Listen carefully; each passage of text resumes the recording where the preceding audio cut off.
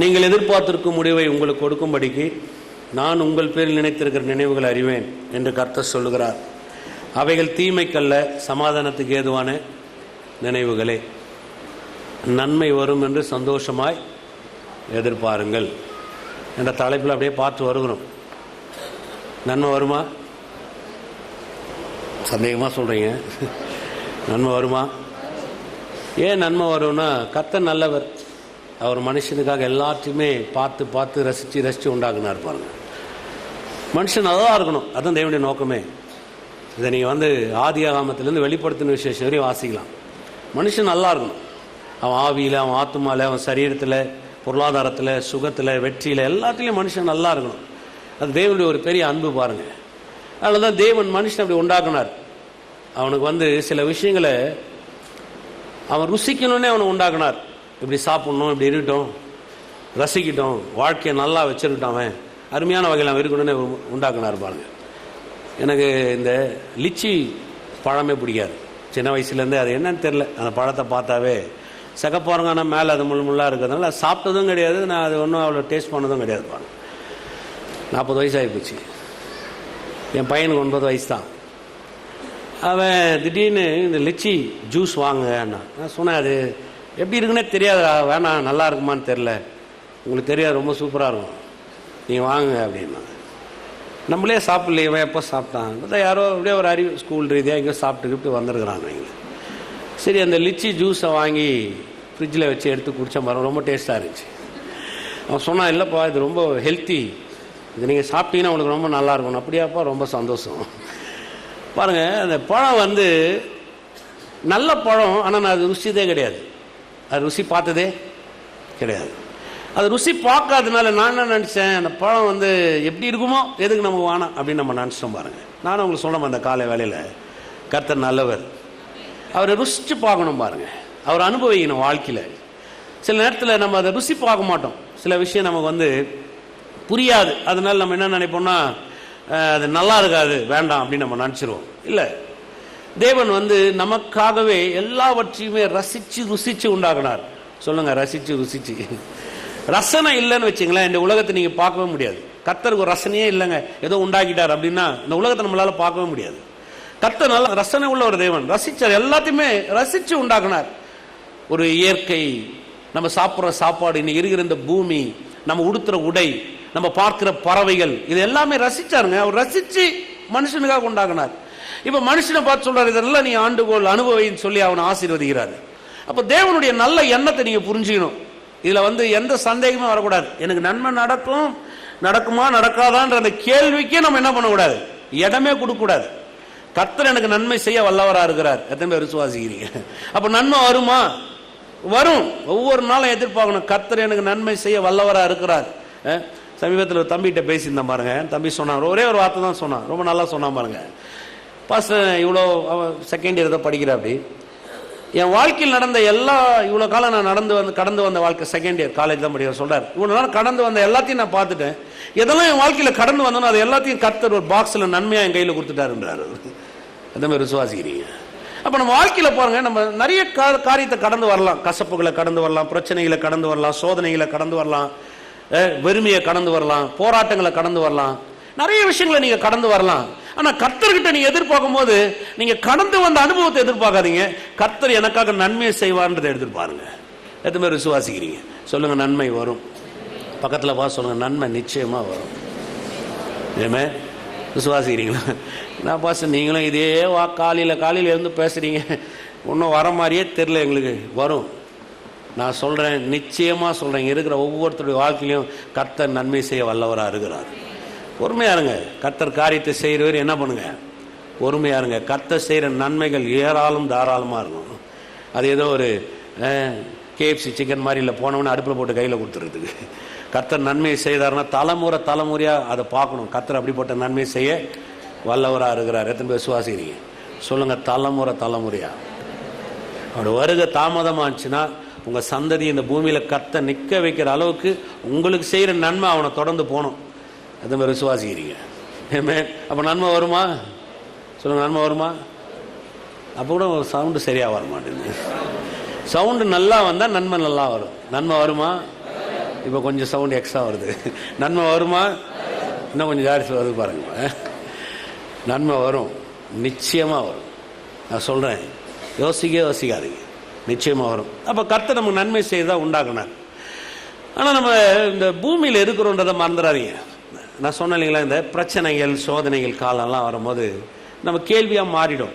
ஒரு விஷயத்தை நம்ம செய்யணும்னு போனாவே, ஒரு நல்லதை நீங்கள் செய்யணும்னு போனாவே உடனே ஒரு தீமை வந்துடுவாங்க. இந்த இடத்த ரிஜிஸ்டர் பண்ணி முடிச்சிட்டோம். ரிஜிஸ்டர் பண்ணி முடிச்சுட்டு நாங்கள் கூட சில சகோதரர்லாம் இருந்தோம். ரிஜிஸ்டர் பண்ணி முடிக்கணும், ஜோன்னு மழை வருது பாருங்க.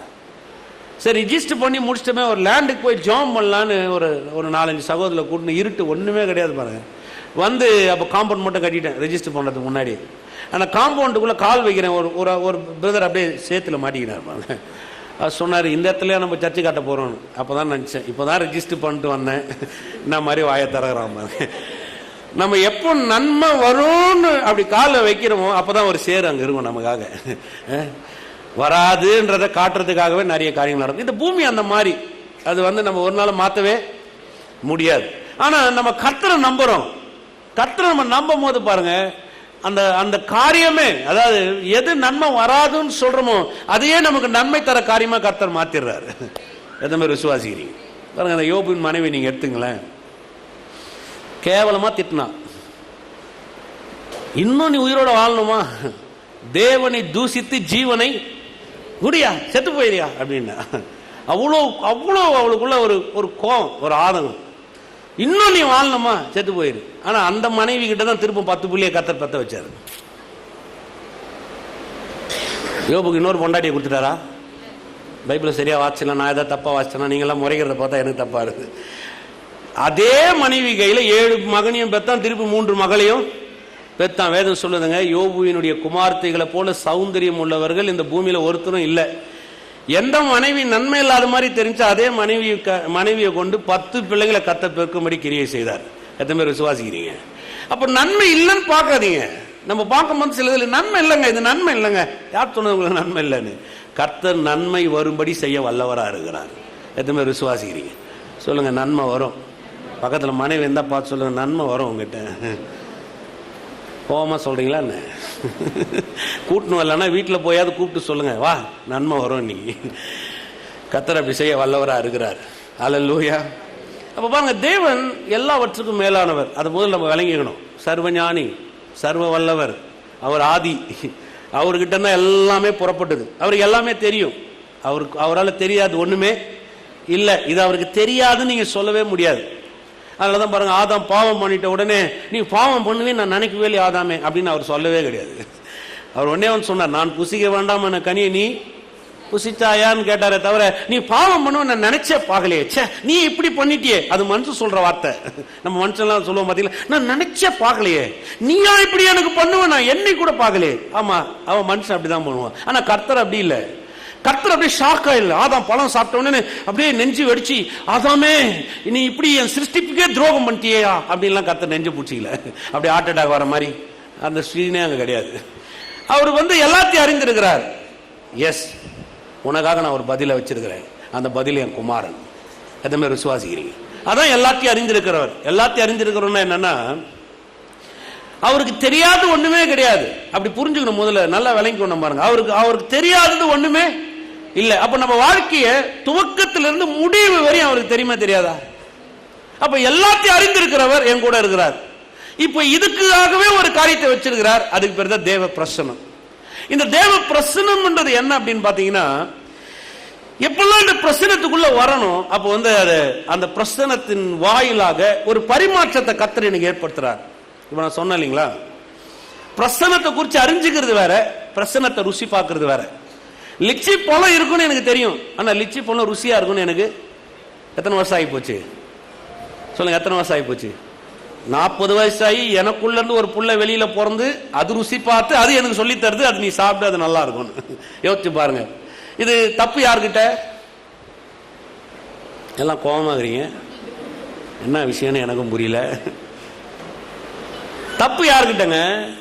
என்கிட்ட தான். நான் பழத்தை குறித்து அறிஞ்சிருந்தேன், ஆனா ருசி பார்க்கவே கிடையாது. கர்த்தரை கூட உங்களுக்கு சொல்ற பாருங்க, நீங்க கர்த்தரை எவ்வளவு அறிஞ்சிருக்கிறீங்கன்றதை விட எவ்வளவு ருசி பார்க்கின்றது ரொம்ப முக்கியம். கர்த்தரை நான் ரொம்ப தெரிஞ்சிருக்கிறேன், கர்த்தரை குறிச்சு எனக்கு எவ்வளவு இல்லங்க, கர்த்தரை குறிச்சு எவ்வளவு தெரிஞ்சிருக்கிறீங்கன்றதை விட கர்த்தரோட நீங்க எவ்வளவு வாழ்றீங்கன்றது ரொம்ப முக்கியம்.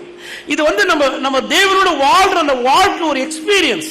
அதை நீங்க மாத்திரம் தான் ருசி பார்க்க முடியும், மற்றவங்களால அதை ருசி பார்க்கவே முடியாது. உதாரணத்துக்கு சொன்ன மாதிரி நீங்க போய் ஒரு ஸ்விம்மிங் பூல்ல உட்காடுறீங்க, அங்க ஒருத்தர் ஸ்விம்மிங் பண்ணிங்கிறாரு, அவர் உங்க ஃப்ரெண்டுன்னு வச்சுங்க. நீங்க அதை உட்காந்து பார்த்துன்னுக்கிறீங்க, மேலே எழுந்து டவல் கட்டின்னு வர்றாரு. அவர் முகத்துக்கும் உங்க முகத்துக்கும் ரொம்ப வித்தியாசமா இருக்கும். ஏன்? அப்படியே குளிச்சுட்டு வெளியில டவலை கட்டிட்டு அவர் மேலே வரும்போது எப்படி வருவார் நினைவீங்க? பா என்ன ஃப்ரெஷ்ஷா இருக்கு தெரியுமா? நீங்க என்ன சொல்லுவீங்க? அப்படியா, நான் கூட பார்த்துன்னு தான் இருந்தேன். ஆனா நீங்க ஃப்ரெஷ்ஷா ஆகவே முடியாது. நான் சொல்றது விளங்குதா? நீங்க ஸ்விம்மிங் பூல் பக்கத்துல உட்காரலாம், ஸ்விம்மிங் பண்றவனை பார்க்கலாம், ஆனா நீங்க ஃப்ரெஷ்ஷா ஆகவே முடியாது. ஏன்னா நீங்க எப்போ தண்ணியில இறங்கி நீங்க எப்போ ஒரு கையை கால அடிக்கிறீங்களோ அப்பதான் உங்களுக்கு அந்த ஃப்ரெஷ் தெரியும். நான் சொல்றது விளங்குதா? இப்ப குளிச்சுட்டு துண்டோட வரவர் அவர் அப்படியே அவர் பயங்கர ஃப்ரெஷ்ஷா இருப்பாரு, பயங்கர சந்தோஷமா இருக்கும் அவருக்கு. அப்படியே உள்ள ஒரு பெரிய ஃபீலிங், உள்ள ஒரு பெரிய அனுபவமும் மாறி இருக்கும். அவர் மனசு அவருக்குள்ள ஒரு பெரிய ஒரு சந்தோஷம் இருக்கும். அப்படியே மேல வரும்போது தலைகளையே ஒதிர்னு அப்படியே சிரிச்சுனே வருவாரு. அதே மாதிரிதான் இந்த தேவ பிரசன்னன்றது என்னன்னா அறிஞ்சுக்கிறது கிடையாது. எனக்கு நல்லா தெரியுமே, நான் போனோன்னு வச்சுங்களேன் முழங்காலே கத்துட்டு இல்ல, அது அறிஞ்சுக்கிறது இல்லைங்க. தேவ பிரசன்னன்றது என்று அவரோடு நீங்க அனுபவிக்கிறது. அதை யாருமே உங்களுக்கு நிறைவாக தரவே முடியாது. நீங்களா இறங்கி, நீங்களா தண்ணியில குதிச்சு, நீங்களா கையை கால அடிச்சு, நீங்களா நனைஞ்சி, நீங்களா அதுல இருந்து மேல எழுந்து வரும்போது உங்களுக்கு உண்டாகிற அந்த உணர்வை இன்னொருத்த நீச்சல் குளத்தில் அடிச்சு குளிக்கும் பொழுது அதை உங்களால உணரவே அது மாதிரி விளங்குது. அதனால சிலர்லாம் பார்த்தீங்கன்னா, எனக்கு தெரியாதா, நான் உனக்கு முன்னாடி 20 வருஷமா ரட்சிக்க போட்டேன், கரெக்டு தான், எனக்கு தெரியாதா, எங்கள் அப்பா கிறிஸ்துவன், தாத்தா கிறிஸ்துவன், நாங்கள் தான் மணி வாங்கி கட்டணும், நாங்கள் தான் அந்த கதவு வச்சோம், நாங்கள் தான் ஃபவுண்டேஷனை போட்டோம், நீங்கள் போய் பாரு எங்கள் தாத்தா பேருக்கும் எங்கள் அப்பா பேருக்கும் என் பேர் இருக்கும், இப்போ என் புள்ள பேர் வரப்போகுது, அதுக்கு ஒரு கல்லில் இடம் வச்சிருக்கிறேன், நாங்கள் எவ்வளோ பரம்பரையாக வாழ்ந்து. அது இல்லை வாழ்க்கை. கிறிஸ்துவம் என்பது ஒரு மதம் அல்லங்க, கிறிஸ்துவம் என்பது வாழ்றது, கிறிஸ்துவம் என்பது ஒரு ஐக்கியம், கிறிஸ்துவம் என்பது ஒரு உறவு. நான் என் பிதாவோடு இருந்தது போல நீங்கள் என்னோடு இருக்கும்படி, அப்படிதான் ஆண்டவர் சொல்றாரு. இயேசு அவங்களோட வாழ்ந்தாரு, அது ஒரு ஐக்கியம். பிதாவோட வாழ்ந்தாரு, ஜனங்களோட வாழ்ந்தாரு, ஜனங்களுடைய முழு பிரச்சனையை அவர் புரிஞ்சுக்கிறார், பிதாவுடைய பிரசன்னத்தை புரிஞ்சுக்கிறாரு, அவர் வாழ்ந்தாரு.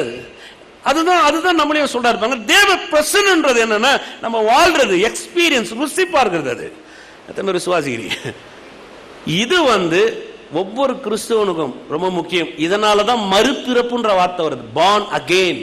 மறுபிறப்பு அடைகிற மனுஷன் தான் இந்த எக்ஸ்பீரியன்ஸை பெற்றுக்கொள்ளவே முடியும். அதனாலதான் பார்ன் அகெயின். நிக்கதேமு சொல்றான் பாருங்க இயேசு கிட்ட, நீ தேவனிடத்தில் வந்தவர் என்று நான் அறிவேன், தேவன் உம்மோடு இராவிட்டால் இப்படிப்பட்ட காரியங்கள் ஒருவரும் செய்ய முடியாது என்று நான் அறிந்திருக்கிறேன். யோவான் சுவிசேஷ புத்தகம் 3ஆம் அதிகாரத்தில் நான் அறிவேன், நான் அறிந்திருக்கிறேன். உடனே இயேசு என்ன சொன்னாரு?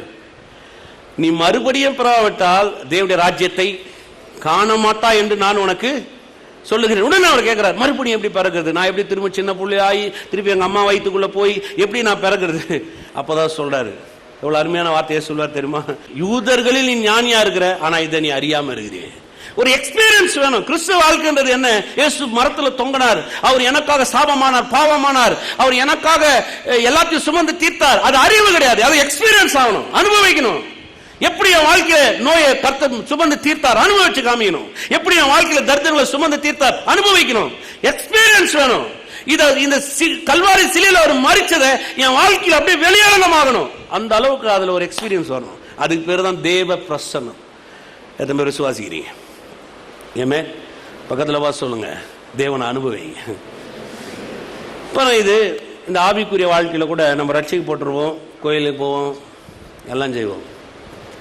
நீங்க இந்த மனித ஆவின்னு ஒன்று இருக்குது பாருங்க. நம்ம எல்லாம் ஆவியா தான் இருக்கிறோம். எதுவும் ஒத்துக்கிறீங்க? உங்களுக்கு காலே இருந்தா கூட நீங்க ஆவிதான். எதுவும் என்ன பாஸ்டர் ஆவின்ட்டீங்க? எல்லாம் ஆவிதான். உலகம் ஆவி, நீங்களும் ஆவி, கர்த்தர் ஆவியா இருக்கிறார், அவரை தொழுது கொள்ளும் ஆவியோடும். நம்ம ஆவியின் மனிதன், ஆவியில தான் தேவன் அவனை உண்டாக்கிறார். ஆவியான ஒரு மனுஷன் இந்த சரீரத்தில் வச்சிருக்கிறார், அவனுக்கு ஒரு ஆத்மா கொடுக்கப்பட்டிருக்குதான் உண்மை. நம்ம எல்லாருமே ஒரு அந்த ஆவியின் உலகத்தில் இருந்து தான் வந்தோம். வேதம் சொல்லுது பாருங்க, ஆதாமை உண்டாக்கி மண்ணில் உண்டாக்கி அவன் நாசிலே ஊதினார், அவன் ஜீவ ஆத்மானான், கன்னடாவில் ரொம்ப நல்லா வரும். அவன் நாசிலே அவர் ஊதனார், அவன் பதுக்க பிராணி ஆதனும். பதுக்க பிராணி ஆதனா வாழக்கூடிய தரத்தில் அவன் வந்தான், ஜீவ ஆத்மானான். இப்போ மனுஷனுடைய ஆவிக்கும் மனுஷனுடைய வாழ்றதுக்கும் அவர் ஊதனத்துக்கும் சம்பந்தம் இருக்கா? நிறைய சம்பந்தம் இருக்கு. இப்போ அந்த சுவாசத்தை அவன் பெற்றுக்கொண்ட உடனே தான் அவன் ஆக்ஷன்லயே இறங்குறான். அந்த சுவாசம் அவனுக்குள்ள வந்ததுக்கு அப்புறமா தான் இப்ப அவன் ஏதேனுள்ள நடக்கிறான், கை கால்லாம் ஆடுது, எல்லா வேலையும் செய்யுது. இப்போ நம்ம ஆவிக்குரிய வாழ்க்கை எப்படிப்பட்டதுன்னா, தேவனுடைய சுவாசத்தை நீங்க பெற்றுக்கொள்ளும் பொழுதுதான் உங்க வாழ்க்கையில அந்த தேவனுடைய செயல்பாடுகளை உங்களால பார்க்க முடியும். அதான் தேவ பிரசனம். இப்ப நீங்க தேவ பிரசனத்துக்குள்ள வரும் பொழுது உங்க ஆவியில அந்த தேவ சுவாசம் வேலை செய்வதற்கு நீங்க இடம் கொடுக்குறீங்க. ஆமென். இப்ப ஹாஸ்பிட்டலுக்கு போறீங்க, திடீர்னு சிக்காயிட்டீங்க, லூஸ் மோஷன் ஏதோ ஒன்று வந்துச்சு, சிக்காயிட்டீங்க, ஹாஸ்பிட்டலுக்கு எமர்ஜென்சியில் உங்களை கொண்டு போறாங்க. போன உடனே கொண்டு போய் மூக்கில் முதல்ல என்ன வைக்கிறாங்க? ஏன்? எதுக்கு கொண்டு போனோம்னா மூக்கில் கொண்டு வந்து உங்களுக்கு முதல்ல ஒரு ஆக்சிஜன் எதுக்கு வைக்கிறான்னு நினைக்கிறீங்க? முதல்ல நீ ஃப்ரீ ஆயிடு. சுவாசிக்கிறதுக்கு முதல்ல என்ன படாத, கஷ்டப்படாது. முதல்ல நீ ஃப்ரீ ஆகும். கொண்டு வந்து வச்சுட்டு மூக்கில் சொருக்கி விட்டுறாங்க பாருங்க. நீங்க இப்போ வந்து நீங்க அப்படிலாம் பண்ணவே தேவையில்லை. நீ உள்ள போய் அதை ஆக்சிஜனை பிக்ஸ் பண்ண உடனே அதுவே உங்களுக்குள்ள அந்த அந்த மிஷினை இழுத்து என்ன பண்ணணும், உங்களை அங்க வேலை செய்து பாருங்க. நீங்க தேவ பிரசன்னத்தில் முதல்ல நீ வா. நீங்க வந்த உடனே அந்த சுவாசம் முதல்ல உனக்குள்ள ஒரு எக்ஸ்பீரியன்ஸ் தருது, உன்னுடைய ஒரு இளைப்பாறுதல் உனக்கு ஏற்படுத்தி தருது, ஒரு பேர்டன் உங்களை இருந்து ரிலீஸ் பண்ணுது, ஒரு அழுத்தத்திலிருந்து உங்களை வெளியில கொண்டு வரதான் தேவ பிரசனம். நீங்க தேவ சுவாசத்தை ருசி பார்க்கும் பொழுது நான் சொல்ல பாருங்க, ஒரு எக்ஸ்பீரியன்ஸ் உங்க வாழ்க்கையில் உண்டாக ஆரம்பிக்குது. எதுவுமே விசுவாசிக்கிறீங்க இல்லைன்னா ஆவி வந்து பாருங்க ஒரு தொய்ந்த நிலமாயிரும். நிறைய பேர் வாழ்க்கையில் இங்கே இருக்கிற நம்மளே எடுத்துங்க, வெளியில் இருக்கிறவங்களாம் விட்டுருங்க. அநேக முறை நமக்கே வந்து பாருங்க ஒரு ஆவிக்குரிய வாழ்க்கையில் ஒரு பைபிள் வாடிஃபே பிடிக்காது, டிவி சீரியலை கொஞ்ச நேரம் பார்க்கலாமான்னு தோணும், பைபிளை திறந்த தூக்கம் வந்துடும். சில நேரத்தில் ஜெபம் பண்ணவே பிடிக்காது, ஜெபம் பண்ணுவோம், ஒரு ஆரோக்கியமாக பண்ண மாட்டோம். கர்த்தருக்கு ஸ்தோத்திரம், எல்லாம் அறிவீர் நானும் அறிவேன். அதே பக்கத்து வீட்டுக்கார மட்டும் உட்காந்து பேச பாருங்க, மணி கணக்கில் பேசின்னு கிடப்போம். அப்படியா பச்சைக்கலை புடவையில் நீங்கள் சரிங்க ஏன் சின்னதாக வச்சிங்க, இல்லை அது வாங்கும் போது அப்படி இருந்துச்சு, அப்படியா பேசினே இருந்தீங்கன்னு வச்சுங்களேன், மத்தியானம் ஆகிடும். அதுக்குள்ளே கொஞ்சம் தூங்கி இருந்தீங்கன்னா சாயங்காலம் பொழுதே போயிடும். ஆனால் ஆவிக்குரிய வாழ்வுன்னு வரட்டும் பாருங்க, உங்களால் வந்து அந்த அந்த அந்த எக்ஸ்பீரியன்ஸை நீங்கள் கொண்டு வரணும். அதாவது தேவனோட அனுபவிக்கிற அனுபவம் உங்களுக்குள்ள வரலன்னு சொன்னால் உங்கள் ஆவியில் ஒரு ஒரு தெளிந்த தன்மை இருக்காது. சில நேரத்தில் உங்கள் வாட்சை காமிக்கிறேன் பாருங்க, என்னாகமம் 5ஆம் அதிகாரம் 14வது வசனம். எரிச்சலின் ஆவி அவன் மேல் வந்தது. என்ன வந்ததான்? ஏன்னு சொன்னீங்கன்னா, இதை நீங்க என்னாகும் 5 ஃபுல்லாவே வாட்சிங்கன்னா ஒரு கணவன் மணி உறவை பத்தி பேசுவார். இந்த கணவன் மணி உறவுல ஒரு பிளவு வரும்போது அந்த கணவன் மேல என்ன வருதான்? ஒரு எரிச்சலின் ஆவி வருதான். அந்த ஐக்கியம் இல்லாத போது, இல்ல அவங்களுக்குள்ளாக அந்த ஐக்கியத்தில் ஒரு விரிசல் வரும்போது, அவங்களுக்குள்ளாக ஒரு வேற்றுமை வரும்போது என்ன உண்டாகுதான்? ஒரு எரிச்சலின் ஆவி வருதான். இந்த எரிச்சல் ஆவி என்ன பண்ணுது யோசிச்சு பாருங்களேன்.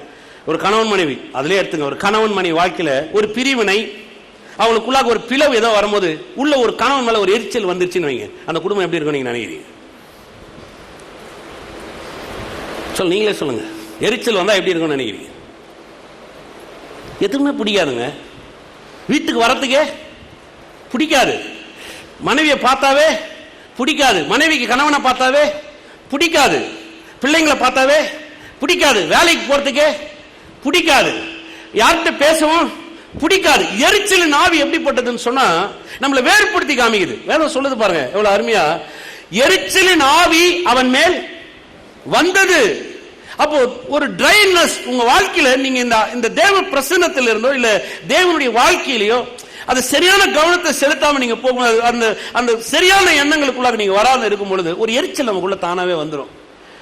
உங்களுக்கெல்லாம் வந்ததே கிடையாதா? உங்களெல்லாம் பார்த்தா அப்படியே சாந்த சொருவியா இருக்கிறீங்க. எரிச்சலே வந்தது இல்லையா? எனக்கு எரிச்சலே வந்தது இல்லைன்னு யாராவது ஒருத்தர் கை தூங்க பார்க்கலாம். நான் தூக்கிறேன். எல்லாத்துக்கும் எரிச்சல் வரும். பார்த்துறீங்களா? வேலைக்கு போனால் கூட முதலாளி பார்த்தா எரிச்சலாக இருக்கும், டிராஃபிக்கில் போனால் பயங்கர எரிச்சலாக இருக்கும். சனியும் போச்சவன் எப்படி முன்னாடி வரான் பாரு, இவெல்லாம் எந்த ஜென்மண்டா வந்தெல்லாம் எப்படி பிரேக் போடுறான் பாரு. பார்த்தீங்களா எவ்வளோ தூரம் டிராஃபிக் ஜாம், வெறுப்பு. பக்கத்தில் இருந்தால் அவங்கள பார்த்தா இந்த எரிச்சல் அவங்க மேலே என்ன ஆகிடும் பார்த்துறீங்களா? உன்னை கட்டினதுலேருந்தே டிராஃபிக் ஜாம் தான் உண்மை.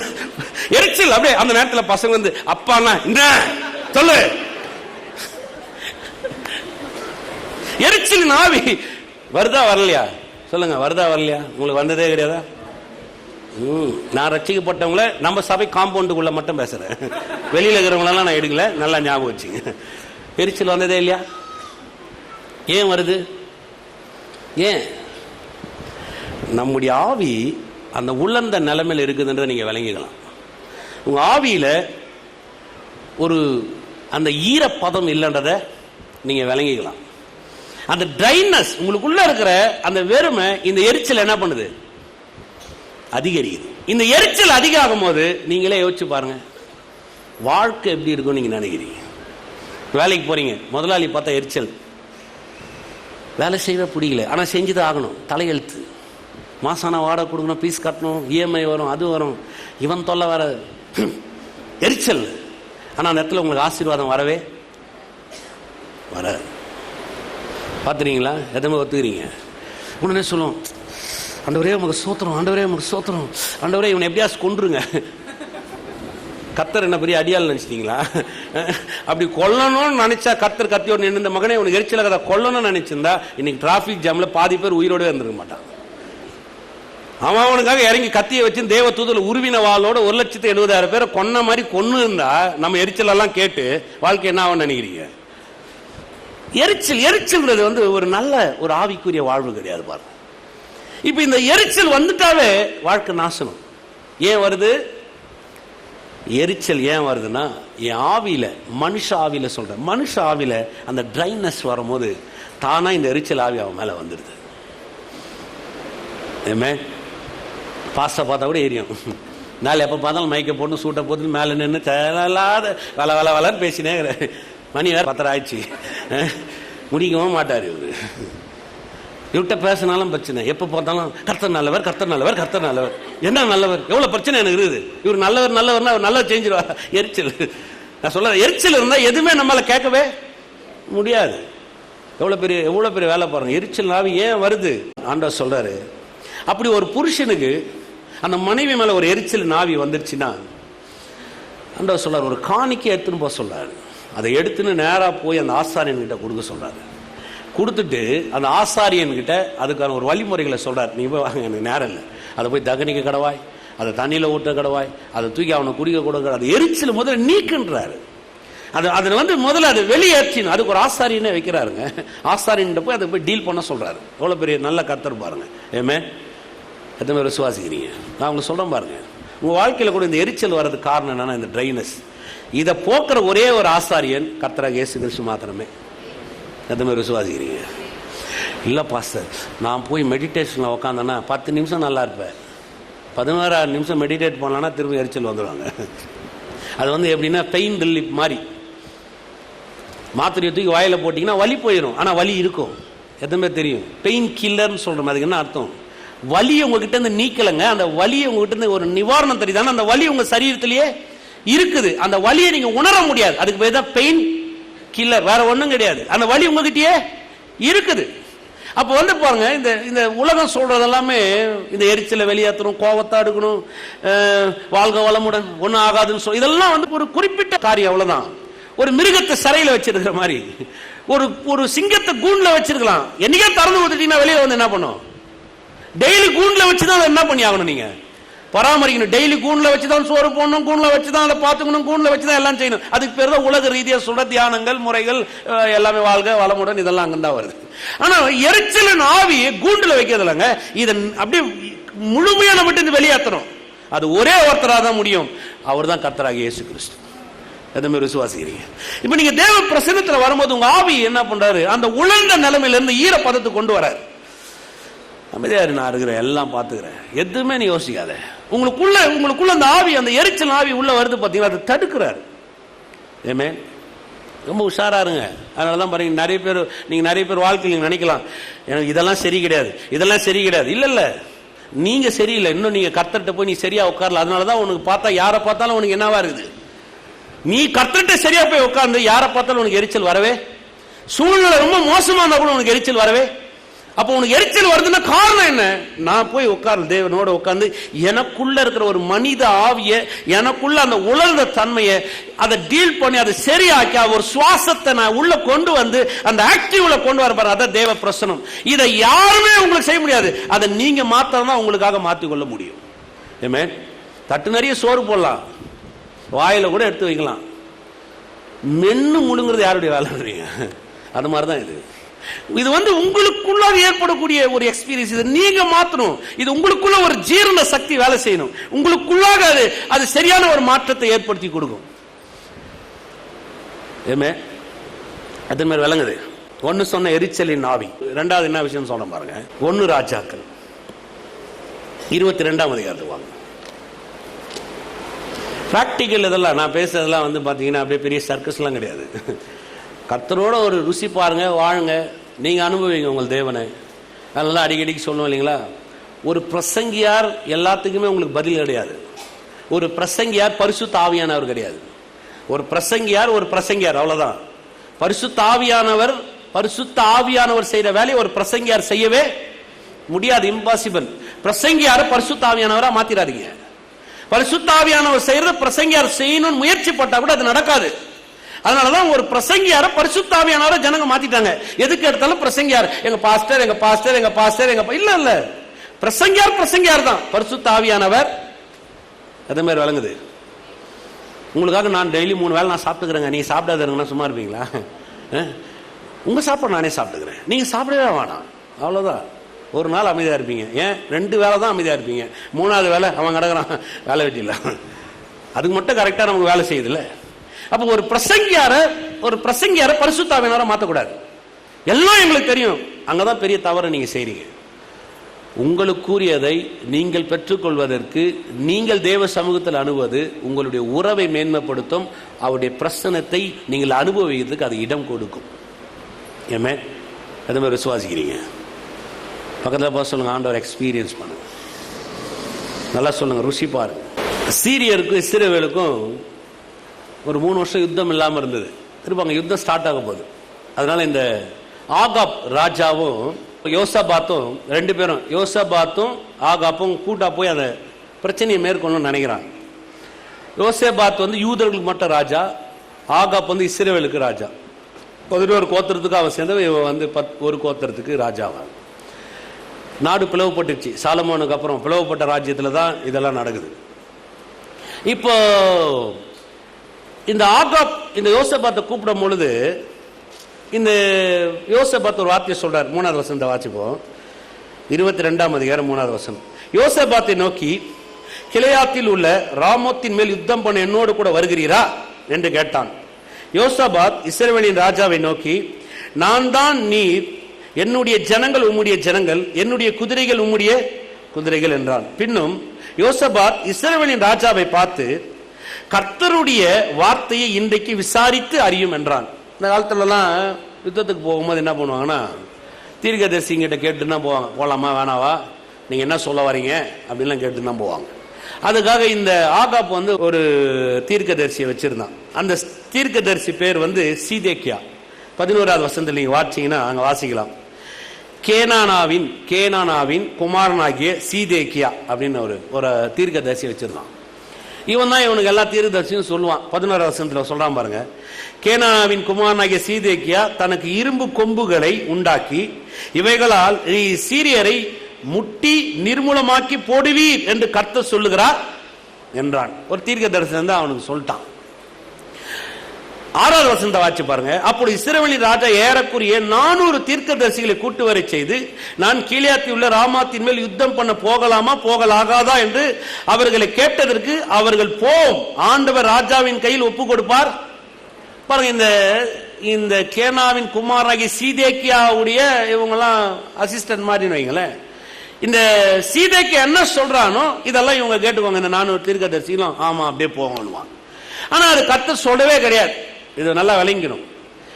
ஏன்னா ஆகாப்புக்குள்ள ஒரு உலர்ந்த நிலைமை. ஏன்னா ஆகாப்புடைய மனைவி எசபேல் இவருடைய ஆவிக்குரிய வாழ்க்கைக்கு ஒரு எதிரி. அவன் எதுவுமே தீமையானது செய்யல. அவனுடைய ஆவியை மீண்டும் சொல்ற மனுஷ ஆவியை, அவன் ஆவியை சரியான ஆரோக்கியத்தில் வச்சுக்கிறதுக்கு இடம் கொடுக்கல. இப்ப இந்த இடத்துல தேவனுடைய வார்த்தை வேலை செய்யல, அதுக்கு மாறா சீதேக்கியாவுடைய மேல என்ன வேலை செய்யுதுன்றதை காமிக்கிறோம் பாருங்க. 21 வந்துருங்க. அப்பொழுது ஒரு ஆவி புறப்பட்டு வந்து கர்த்தருக்கு முன்பாக நின்று நான் அவனுக்கு போதனை செய்வேன் என்றது. ஒரு ஆவி வந்து நிக்குதான், கர்த்தருக்கு முன்னாடி வந்து நின்று நான் அவனுக்கு போதனை செய்வேன். எதனால் என்று கர்த்தர் அதை கேட்டார். அப்பொழுது அது நான் போய் அவனுடைய தீர்க்கதரிசிகள் எல்லாரின் வாயிலும் பொய்யின் ஆவியாய் இருப்பேன் என்றது. அதற்கு அவன் நீ அவனுக்கு போதனை செய்து அப்படி நடக்க பண்ணுவாய், போய் அப்படி செய் என்றார். ஆதலால் கர்த்தர் பொய்யின் ஆவியை இந்த உம்முடைய தீர்க்கதரிசிகளாகி இவர்கள் எல்லோருடைய வாயிலும் கட்டளையிட்டார், கர்த்தர் உம்மை குறித்து தீமையாக சொன்னார் என்றார். 24 அப்பொழுது கேனானாவின் குமாரனாகி சீதேக்கியா கிட்டே வந்து மிகாயாவை கன்னத்தில் அடித்து கர்த்தருடைய ஆவி எந்த வழியா என்னை விட்டு உன்னோடு பேசும்படி வந்தது என்றான். இந்த மிகாயான்றவனை தான் இப்ப கர்த்தர் எழுப்புறார். இந்த மிகாயான்றவன் போய் இப்ப வந்து சரியான தீர்ப்பு சொல்றான், நீ போறது தப்பு, நீ போகாத, ஒரு பொய்யின் ஆவியை கட்டளையிட்டு இருக்கிறார், அதனாலதான் இந்த வேலை செய்யுது அப்படின்னு போய் இந்த மிகாயா வந்து ஆகாப் சொல்றான். அப்ப இந்த சீதேக்கியா போய் என்ன பண்றான், அந்த மிகாயா என்ற தீர்க்கதரிசி அடிச்சு சொல்றான், எந்த வழியாய் வந்து எனக்கு தெரியாம உங்ககிட்ட வந்து இந்த கர்த்தருடைய ஆவி உங்ககிட்ட வந்து பேசிச்சுன்றான். பாருங்க, ஒரு உலர்ந்த தன்மை ஆவியில நமக்கு வரும் பொழுது இது பொய் இது ரைட்னு நம்மளால புரிந்து கொள்ளவே முடியாது. பொய்யின் ஆவி சொல்லுங்க, பொய்யின் ஆவி. பொய்ன்றது ஒரு ஆவியா, எரிச்சல்ன்றது ஒரு ஆவியா? இதெல்லாம் காமிச்சு நான் உங்களுக்கு. பொய்ன்றது என்ன? ஒரு ஆவி. எரிச்சல்ன்றது என்ன? ஒரு ஆவி. வேதம் இயேசு கூட சொல்றாரு பாருங்க, யோவான் எழுதின சுவிசேஷ புத்தகம் 8ஆம் அதிகாரத்துல, அவன் பொய்களுக்கு பிதாவா இருக்கிறான், பிசாசானவன் பொய்களுக்கு பிதாவா இருக்கிறான். பாருங்க, இந்த பொய்யின் ஆவி நம்மள நிறைய வகையில ஏமாத்தலாம். எப்ப ஏமாத்த முடியும்? எப்ப ஆவி உணர்ந்த தன்மையில இருக்கோ அப்ப இந்த பொய்யின் ஆவி உங்களை என்ன பண்ணும்? இந்த உலகத்துல பொய்யின் ஆவி இருக்குதா? இருக்குது. இந்த உலகத்துல ஏமாத்திர ஆவி சுத்துதா? இருக்குது. நம்ம ரட்சிக்கப்பட்டோம். இன்னும் இந்த உலகத்தில் இருக்கிற ரட்சிக்கப்படாத பிள்ளைகள் எல்லாமே பிசாசின் கையில தான் இருக்கிறாங்க. எத்தனை பேர் விசுவாசிக்கிறீங்க? இப்ப இந்த உலகத்தில் இருக்கிற இந்த பொய்ய எப்படி, இது பொய், இது தப்பு, இது சரியில்லைன்றத எப்ப நம்மளால உணர முடியும் சொன்னா, எப்ப நீங்க தேவ பிரசன்னத்தில் இருக்கிறீங்களோ, உங்க ஆவியில் எப்போ ஒரு ஈரப்பதம் இருக்குதோ, எப்ப உங்களோட உங்க ஆவியில தேவனுடைய ஆவி ஒரு ஐக்கியத்துல வருதோ, அப்பதான் அந்த பொய்யை உங்களால ஜெயிக்க முடியும். எத்தனை பேர் விசுவாசிக்கிறீங்க? அதனால நிறைய பொய்கள்ல நம்ம ஏமாந்து போறோம். நிறைய விதமான இந்த உலகத்தில் இருக்கிற தீமையில, நிறைய பொய்யில நம்ம வாழ்க்கையை வந்து சீரழிஞ்சு போகுது. நிறைய பொய்ய, இது பொய்யில நமக்கு தெரியாத போகுது. எத்தனை பேர் விளங்குது? பொய் ஒரு ஆவியா?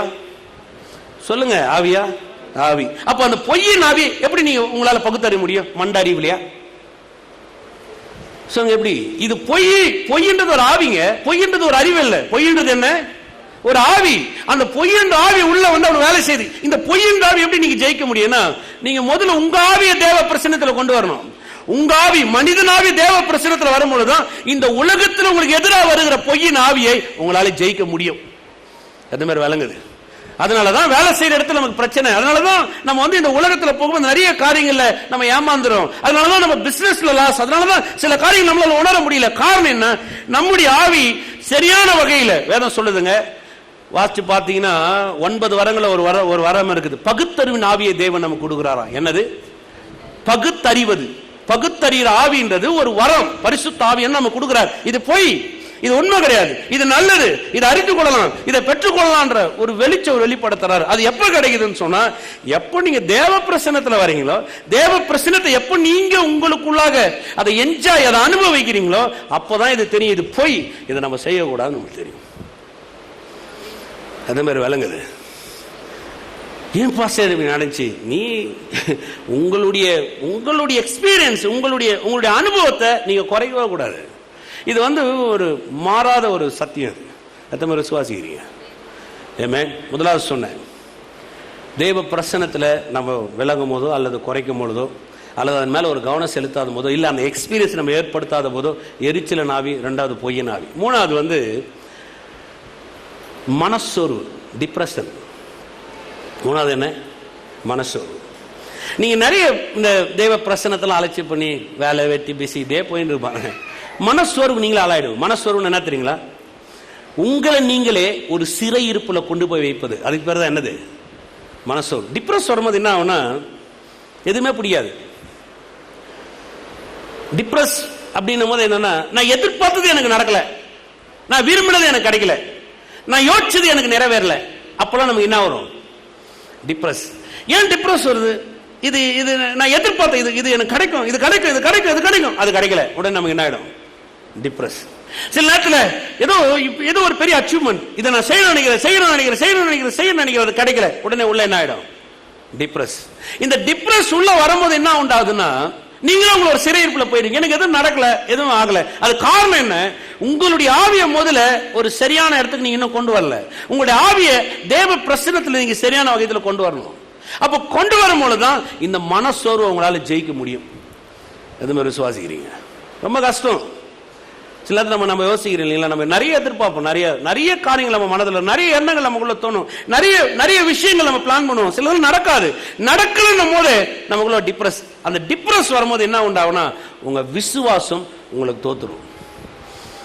ஏமே கர்த்தர் எனக்கு செய்வே என வேதம் சொல்லுது, விசுவாசித்தால் தெய்வ மகிமையை.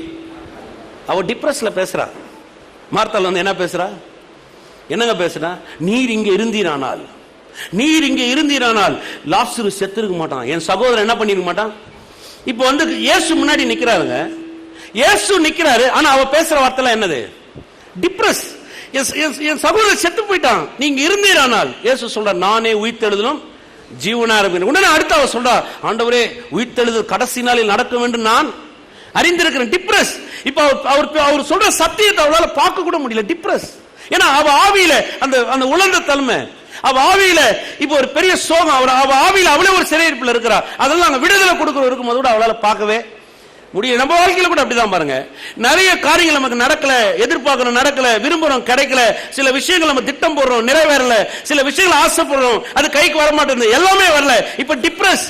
என்ன நானே ஒரு சிறையிருப்புல கொண்டு போறேன், எனக்கு பிடிக்கல, எனக்கு எதுவுமே நடக்கல, எனக்கு எதுவுமே ஆகல. ஏன்? உங்க ஆவியில இருக்கிற வெறுமை இப்ப ஒரு டிப்ரஸ், ஒரு மனசோர்வுல கொண்டு போகுது. இந்த மனசோர்வு உங்களை ஒரு சிறை கைதி ஆகுது. இந்த சிறை கைதியின் தன்மை வாழ்க்கையை வெறுக்க வைக்குது. அப்படி எத்தனை பேர் விளங்கணும் மட்டும் ஒரு அல்லையா சொல்லுங்க. ஏமே உண்மைதான், வேற ஒன்றும் கிடையாது. ஆனால் அதை மாற்ற ஒரே ஒரு இடம், தேவ பிரசன்னம். ஏமே அதே மாதிரி விசுவாசிக்கிறீங்க, தெளிவாக கிடைக்கும். அது நிறைவேறலையா பயப்படாத. நீ நினைக்கிறதுக்கு மேலே, நீ வேண்டிக் கொள்றது மேலே நான் கிரியை செய்ய வல்லவராக இருக்கிறேன். எத்தனை பேர் விசுவாசிக்கிறீங்க? சில விஷயத்தை நீங்க பாக்குறீங்க, திட்டத்தை போட்டீங்க, எதுவுமே கைக்கூடி வரல, அப்படியே பயப்படுறீங்க. ஐயோ இல்ல இது வரும் நான் எதிர்பார்த்தேன், ஐயோ வரல இது வரும் எதிர்பார்த்தேன். கடவுள் சமூகத்துக்கு போறீங்க, பார்த்து சொல்றீங்க, இது எதுவுமே நடக்கலனா கூட எனக்கு பிரச்சனை இல்லை, கர்த்தர் என்னோட கூட இருக்கிறார். எதுவுமே விசுவாசிக்கிறீங்க? நான் சொன்னது விளங்குதா உங்களுக்கு? இப்ப நீங்க ஒரு பொருளையோ ஒரு சூழ்நிலையோ ஒரு காரியத்தையோ நீங்க வந்து அது கீழே போய் அது உங்களை ஆளுகை செய்ய விடல. இப்ப தேவ பிரசன்னத்தில் நீங்க வந்துட்டீங்க. இப்ப நீங்க பார்த்து சொல்றீங்க, மலையை நிலைப்பெருந்தாலும் எது என்னை விட்டு விலகினாலும் அப்படி கிருபை என்னை விட்டு விலகாது. எத்தனை பேர் விசுவாசிக்கிறீங்க? அல்லேலூயா. ரொம்ப முக்கியம். ஆவிக்குரிய வாழ்க்கையை சாதாரண நினைக்காதீங்க. அதனாலதான் வேதம் சொல்லுகிறது, பிசாசானவன் கர்ஜிக்கும் சிங்கத்தை போல யாரை விடுங்களாமோ என்று வகை தெரிய அலைகிறான். யார் மாட்டோம், எவனும் முடிங்களா? அதனாலதான் பாருங்க, நிறைய பேர் என்னன்னா ஆவிக்குரிய வாழ்க்கைன்னு சொன்னா, ரட்சிக்கப்பட்டேன், ஞானஸ்தானத்தை யோர்தான்ல எடுத்தேன், எனக்கு கர்த்தர் நல்லா சொல்லிட்டார், நான் வந்து பெரிய ஆளோட சபையில மெம்பர், நான் எந்த அதெல்லாம் தூக்கி ஓர வைங்க. அதெல்லாம் ஒரு பெருமையே கிடையாது. உங்களுடைய நேரத்தை எந்த அளவுக்கு கடவுளோட நீங்க எக்ஸ்பீரியன்ஸ்ல வரீங்க, தேவனோட எவ்வளவு வாழ்ந்து நீங்க புரிஞ்சிருக்கீங்க, தேவனை எந்த அளவுக்கு உங்க வாழ்க்கையில நீங்க ரசிச்சிருக்கீங்க, எந்த அளவுக்கு அந்த எக்ஸ்பீரியன்ஸை கொண்டு வந்திருக்கீங்க, எந்த அளவுக்கு அந்த நீச்சல் ஆழத்தில் நீங்க போயிருக்கிறீங்க, எந்த அளவுக்கு உங்களுடைய குளிர்ச்சி, அதாவது உங்க சரீரம், உங்க மனது அந்த பூல்ல இறங்கி அவன் குளிக்கும் போது அவனுக்குள்ள வர அந்த ஃப்ரெஷ், இதெல்லாம் எந்த அளவுக்கு உங்களுக்குள்ள ஏற்பட்டிருக்குது. இதுதான் கிறிஸ்துவ வாழ்க்கை. எத்தனை பேர் விசுவாசிக்கிறீங்க? ஆமென். ஹல்லேலூயா. எத்தனை பேர் குற்றாலத்துக்கு கீழே நின்னுக்கிறீங்க, அருவி கீழே நின்னுறீங்களா? எப்படி இருக்குன்னு நினைக்கிறீங்க? நீங்க நிக்கிறீங்க, நான் பாக்குறேன், உங்க மேல அப்படியே தப்ப தப்பன்னு தண்ணி உழுது, நீங்க நிக்கிறீங்க, நான் பாக்குறேன். சோப் போட்டு குளிக்கணும் கூட அங்க அவசியமே கிடையாது. அங்க போய் நின்னீங்கன்னா என்ன உண்டாங்க நினைக்கிறீங்க? அப்படியே தப தப தப தப தபன்னு உழும் போது அப்படியே அந்த கம்பியை பிடிச்சி நின்னா சிலவன் தள்ளுவான். அப்போ தள்ளு, நான் நிற்கிறேன், பார்த்துட்டீங்களா? நீ இடிச்சாலும் சரி, நீ உரைச்சாலும் சரி, நகர மாதிரியே கிடையாது. அப்படியே கம்பியை பிடிச்சி நிற்பான். அந்த எக்ஸ்பீரியன்ஸ் அப்படியே அருமையாக இருக்கும். 5 நிமிஷம், எவ்வளோ நேரம்? 5 நிமிஷம் அந்த குற்றாலத்தின் அருவி கீழே நீங்க நின்னீங்கன்னா 1000 ஷவர் உங்க மேல அடிக்கிறத விட அந்த வல்லமை பெருசு. எதுவுமே விசுவாசிக்கிறீங்க? இந்த உலகத்துல நீங்க விடுதலைக்காக போய் தேடுற ஒரு இடம் வந்து ஒரு ஷவர் மாதிரி. ஆனால் தேவ பிரசன்னம் என்பது அறிவியோட பெருசு. அது நீங்கள் போய் அங்கே ஒரு 5 நிமிஷம் நின்று பாரு, உங்கள் வாழ்க்கை அப்படியே ரிலாக்ஸ் பண்ணி விட்டுரும். அப்படியே அந்த மாதிரி விசுவாசி. ஏமே சில நேரத்தில் பைத்தியமே பிடிச்சிட்டா கூட தெளிஞ்சு போயிடுவாங்க. ஆமாவா இல்லையா? மன அழுத்தங்கள் எங்கே போகுதுன்னு நினைக்கிறீங்க? மன அழுத்தங்கள் எப்படி வெளியில போகுதுன்னு நினைக்கிறீங்க? போய் நின்று உடனே கலங்கி இருக்கிறதெல்லாம் அப்படியே கொஞ்சம் செட் ஆகிடலாம், கொஞ்சம் கலங்க ஆரம்பிச்சிடும். அப்படியே வெளியில வரும்போது அப்படியே தெளிந்து அப்படியே வருவாங்க. அப்படியே என்ன மாதிரி இருந்துச்சு. அப்படியே அங்கே மீன் குழம்பு வச்சு வித்துனுப்பான், அப்படியே மீனை வறுத்துன்னு இருப்பான். அப்படியே சாப்பிட்டு அந்த டவலோட அந்த மரத்துக்கிட்ட அப்படியே தூங்கிடுவான். அப்படியே பெட்டு போட்டால் கூட தூக்கம் வராது. எத்தனை ஒத்துக்கிறீங்க? ஆமாம், நான் அது ஒகனக்கல்ல எக்ஸ்பீரியன்ஸ் பண்ணிக்கிறேன். அப்படியே குளிச்சுட்டு வந்து நாங்கள் அப்படியே மீனை வறுத்து விடுவான் பாரு, ஈர துண்டோடு சாப்பிட்டுட்டு. அங்கே அழுக்கு இருக்குது, அங்கே சிகரெட் பிடிச்சி போட்டுருப்பான், அதெல்லாம் என் கண்ணுக்கு ஒன்றும் தெரியாதுங்க. ஆமாம், அப்படியே ரிலாக்ஸாக அப்படியே போய் அப்படி படுத்தோன்னு வச்சுங்களேன், குரங்கெல்லாம் சுற்றினுக்கும். எது சொத்தினா நமக்கு என்ன? ஆமாம் இல்லையா? ஏமே யோசிச்சு பாருங்க. தேவ பிரசனத்தை கொஞ்சம் ரிலாக்ஸ் பண்ணி உள்ளே வந்தீங்கன்னு வைங்களேன், என்ன மாதிரி பிரச்சனை, என்ன அழுத்தம், என்ன மாதிரி காரியம் இருக்கட்டும், அந்த பிரச்சனை அப்படியே உங்களை ரிலாக்ஸ் பண்ணி விடுவாங்க. பயப்படாத, நான் உன் தேவன், எல்லா தடையும் நீ ஜெயிக்க உன்னால் முடியும். பயப்படாத, நான் மோசேவோட இருந்தது போல உங்க கூட நான் இருக்கிறேன். நான் உன்னை விட்டு விலக மாட்டேன். உடனா தைரியம் கொண்டு சொல்லு, நான் உனக்கு சகாயம். மனுஷன் உனக்கு என்ன செய்வான் என்று நீ சொல்லலாமே. அதான் ரிலாக்ஸ், அதுதான் தேவ பிரசனம். எத்தனை விசுவாசிக்கிறீங்க? ஏமே கர்த்தர் நல்லவர். ஹல்லேலூயா. வாங்க ஒரு வசனம் வாசிக்கலாம். என்னாகும் 14 வாங்க. Number chapter 14. அப்பொழுது சபையார் எல்லோரும் கூக்கலிட்டு புலம்பினார்கள். ஜனங்கள் அன்று முழுவதும் அழுது கொண்டிருந்தார்கள். இஸ்ரவேல் புத்திரர் எல்லோரும் மோசேவுக்கும் ஆரோனுக்கும் விரோதமாக முறுமுறுத்தார்கள். சபையார் எல்லோரும் அவர்களை நோக்கி, எகிப்து தேசத்திலே செத்து போனோமானால் நலமா இருக்கும், இந்த வனாந்தரத்தில் நாங்கள் செத்தாலும் நலம், நாங்கள் பட்டயத்தினால் மடியும்படிக்கு எங்கள் பெஞ்சாதிகளையும் பிள்ளைகளையும் கொள்ளையாகும் படிக்கும் கர்த்தர் எங்களை இந்த தேசத்துக்கு கொண்டு வந்தது என்ன?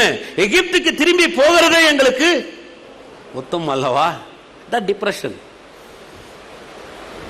கானான கண்ணில் பார்த்தாங்களா இல்லைங்களாங்க?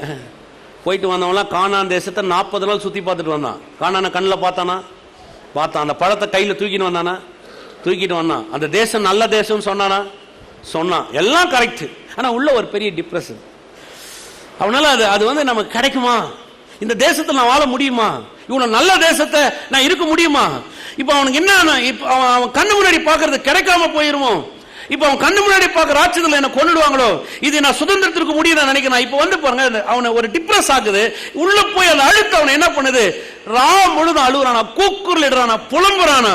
ஐயோ நாங்க செத்துட்டா நல்லா இருக்குமே, நானும் என் பெண்ணாட்டி பிள்ளைங்களும் இந்த வனாந்தரத்திலே செத்துட்டா கூட நல்லா இருக்குமே என்ற அளவுக்கு போயிட்டான். அதான் டிப்ரெஸ். கண்ணு முன்னாடி பார்த்தாங்களா? நான் கேட்குறேன் பாருங்க, எத்தனை முறை இந்த மாதிரி நீங்க டிப்ரெஸ் ஆயிருக்கீங்க? என் வாழ்க்கையில ஏன் நடக்கல? எனக்கு ஏன் ஆண்டவர் இன்னும் தரல? எனக்கு ஏன் இன்னும் கல்யாணம்? ஏன் எனக்கு இன்னும் ஆண்டவர் உயர்த்தாம இருக்க? ஏன் எனக்கு இன்னும் ஒரு வேலை கிடைக்கல? ஏன் எனக்கு இன்னும் நல்ல நிலைமையில நான் வரல? நான் இன்னும் டைத் கொடுத்துட்டு தானே இருக்கேன். ஏன் எனக்கு இன்னும் கடவுள் அற்புதத்தை செய்யல? ஏன் எனக்கு நடக்கல? இதெல்லாம் டிப்ரெஷன். நான் சொல்ல பாருங்க, அப்படியே தூக்கி எல்லாம் ஓட வச்சுட்டு சமூகத்துக்கு வாங்க. ஆண்டவர் சமூகத்துக்கு வந்தீங்கன்னா ஆண்டவர் உங்களோட பேசுவார். இதெல்லாம் உனக்கு நடக்கணும்னு அவசியம் இல்லை, நான் அவங்க கூட இருக்கிறேன். அதான் உனக்கு ரொம்ப முக்கியம். எதை பேர் விசுவாசிக்கிறேன். உங்க பதில் என்ன? உங்க பிரச்சனை மாறணும், அதுக்கு பதிலை எதிர்பார்க்குறீங்களா? கர்த்தர் உங்களோட இருக்கிறது பதிலை எதிர்பார்க்குறீங்களா? கர்த்தர் உங்களோடு இருக்கிறாதான் பதில். அப்பதான் எல்லாமே மாறுன்ற அறிவை நமக்கு என்ன பண்ணும்? எதை பேர் விசுவாசிக்கிறீங்க? ஏமே ரொம்ப ரொம்ப முக்கியம். ஒரு மாதிரி சீராக இருப்பாயிருது பாருங்க. கர்த்தரே சொல்றாரு பாருங்க, அதே என்னாகமம் 24 வாங்க, 14:24. என்னுடைய தாசனாகிய காலேப் வேற ஆவி உடையவனா இருக்கிறபடினாலும் உத்தமா என்னை பின்பற்றி வந்தபடினாலும் அவன் போய் வந்த தேசத்திலே அவனை சேர பண்ணுவேன். அவன் சந்ததியார் அதை வேற ஆவினா பரிசுத்தாவின்னு நினைச்சிடாதீங்க. வேற ஆவின்னு சொன்னா அவனுக்கு விளங்கிடுச்சு. அவன் ஆவியில அவனுக்கு சில விஷயம் புரியுது. அவன் ஆவியில அவன் சிலதை பார்க்கறான். அவன் ஆவியில சில தெரியுது. இல்ல அவன் டிப்ரெஸ்ல போகவே இல்லை. அவனும் மனுஷன் தான். யோசுவாவும் காலேபும் டிப்ரெஸ் ஆகவே கிடையாது. இந்த ராட்சதர்களை கொண்டுடுவாங்களா? இந்த தேசங்களை கிடைக்காம போயிருமா? ஒருவேளை இதை நாங்க இழந்து போயிருவோமா? ஒருவேளை என் பொண்டாட்டி பிள்ளைங்களா செத்து போயிருவோமா? நாங்க இங்கே செத்துருவோம். இந்த டிப்ரெஸ்க்குள்ள அவன் வரவே கிடையாது. ஏன்னா அவன் ஆவியில் அவன் தெளிவா இருக்கிறான். அவன் ஆவி சொல்லுங்க, அவன் ஆவி பரிசுத்த ஆவியானவர்கள். அவன் ஆவியில் அவன் தெளிவா இருக்கிறான் சொல்லுங்க, அவன் ஆவி. வழங்குதா உங்களுக்கு? இப்போ அந்த 10 பேருக்கு என்ன பிரச்சனைனா 10 பேருடைய ட்ரைனஸ், அவங்களுக்குள்ள அந்த ஆவியில் அவங்களால தெளிவா இருக்க முடியல. அவங்களுக்குள்ள அந்த ஈரப்பதம் அவங்களுக்குள்ள இல்லவே இல்லை.